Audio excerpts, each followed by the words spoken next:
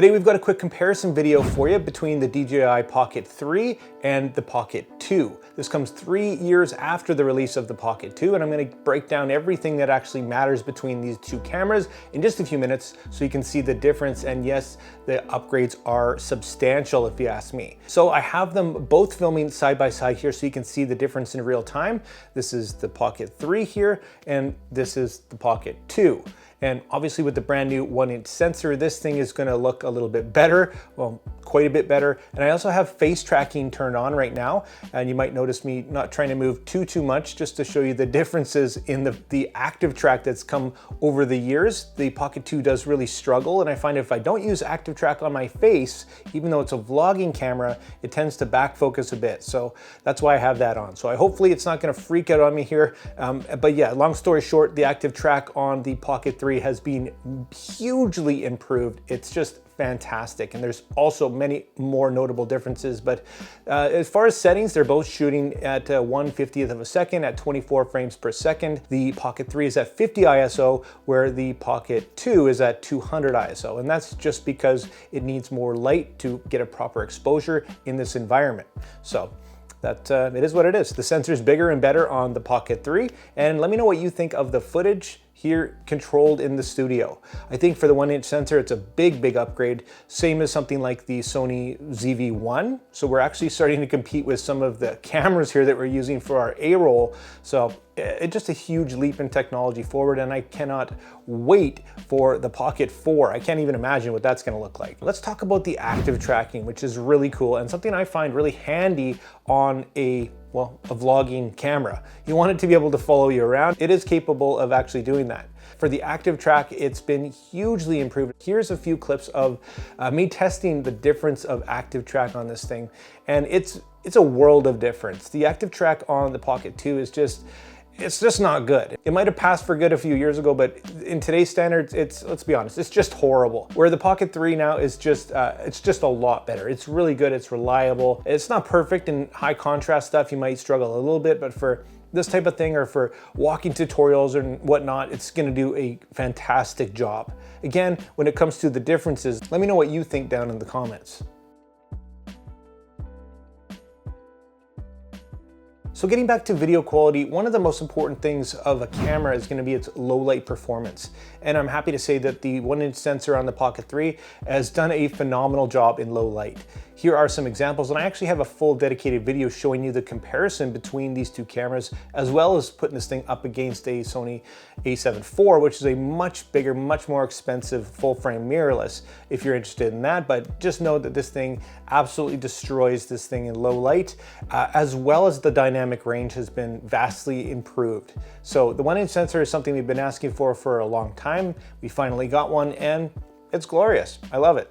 It's looking really good, and it's making this thing even more of a capable camera for content creators and for families and people that just want to have some great footage. And yeah, it even fits in your pocket. So yeah, I've got a lot of great things to say about this camera. And I have to say that neither of these were sponsored. I bought these both with my own money. So if you do appreciate that, make sure you hit that like and subscribe button and join the community.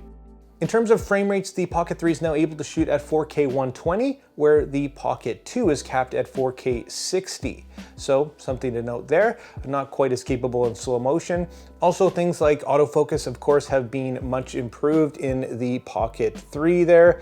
It's quick, it's reliable. The Pocket 2, it does, like I said, struggle a little bit. It's not really sure what to focus on sometimes, where the Pocket 3, it's pretty darn confident, I gotta say. With the Pocket 3, it's really neat. You got this big 2-inch screen that you can actually flip, of course, and you can shoot vertically. So if you want to do shorts, if you want to do social media stuff, it's going to convert it right away into this 3K format, not 4K, but 3K, and it's going to let you take vertical footage. So the option there is actually really nice. I love the 2-inch screen. It's intuitive, it's responsive, everything you need. It's simplified from the Pocket 2, and overall for just the ergonomics, it's better. The ease of use is better. It's simplified. That little tiny screen on the Pocket 2 is just kind of a pain. You need the tiniest fingers ever to tap what you're doing. It's just horrible in comparison these days. So again, if you're thinking about one or the other, these cameras, there's no comparison. The Pocket 3 blows this thing out of the water, and like honestly, a lot of other stuff today too. So let's talk about quickly, I wanted to mention this is not an action cam replacement.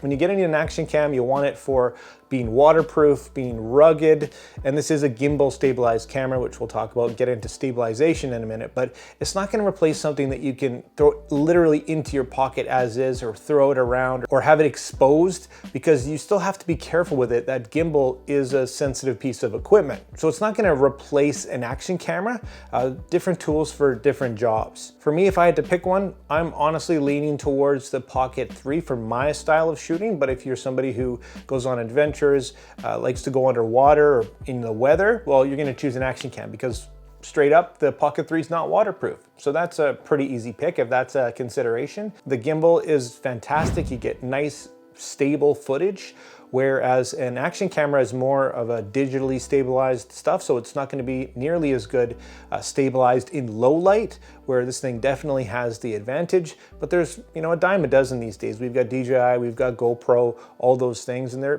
getting pretty good. But this is just something a little bit different. So hopefully that clears up a little bit if you're kind of on the fence whether to choose a Pocket style camera or a GoPro style camera. Hopefully that helped. Another cool feature of the Pocket 3 is you can actually use it as a webcam. You can plug it in and press a button and it's a webcam just like that. You can actually use it to live stream as well. So they've covered a lot of bases with this. It's very convenient. It's very easy to use. A kid could use it. It's just an intuitive, great little product. Now, when it comes to photos, I wouldn't recommend either of these for taking photos. I'd recommend a dedicated camera for that. Because of the autofocus issues on the Pocket 2, I find it extremely frustrating to even get focus on what you want. The Pocket 3 is much better for that, but in terms of what you get and the quality of photos, neither are going to be very good, unfortunately. They're both going to have RAW capabilities, as well as the option to shoot in panorama mode, but overall, this is not something I'd recommend you buying this camera for.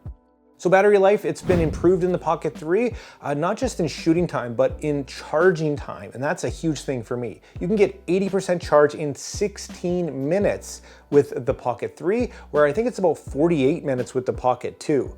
Throw on the Creator Combo battery handle and you're gonna get basically 2/3 more battery.